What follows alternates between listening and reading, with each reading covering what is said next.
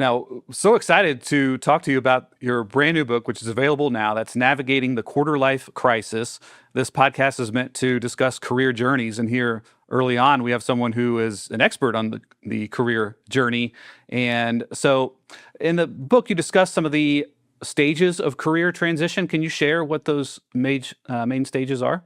What I left out of my bio earlier was that I was laid off from Warner Brothers Discovery about 3.5 years ago. And so after I had that research job and we were acquired by AT&T and T and then Discovery, there's just a lot of change going on in the cable industry. So in light of that possibility of being laid off, I actually had a light bulb, which would be the first stage, is realize. You realize it's time for a change, something's up, something doesn't feel right, or potentially you got laid off where that light bulb is very obvious. So realize and then explore what might you want to try next.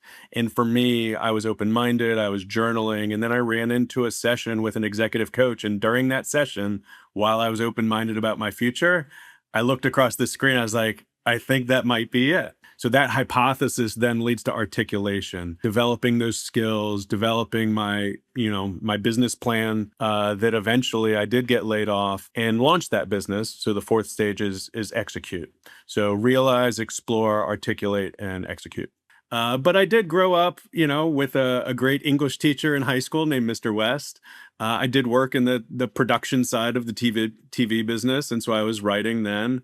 And then I was surrounded by some of the greatest storytellers of our generation. Even just somebody like Ernie Johnson, for example, right? You grow up and you work around somebody like that, and you realize what great writing and orating and delivery is. And so I think a lot of that was contagious. And so I'm inspired by great writing. Even Brene Brown and Adam Grant are probably my two favorite career-related or sort of self-help authors. I take inspiration from everywhere, but I also know great writing is about authenticity, vulnerability, storytelling. And in my books, I also channel contributors. So people that are also sharing their expertise, their advice, even the research I did on students, the Gen Z population, I use their words in order to communicate messages to their peers. It's not just me lecturing people. You might think that you have to be in this straight line and know what you're going to do for the rest of your life, and it couldn't be farther from the truth. Try stuff out, and if you like it, keep going.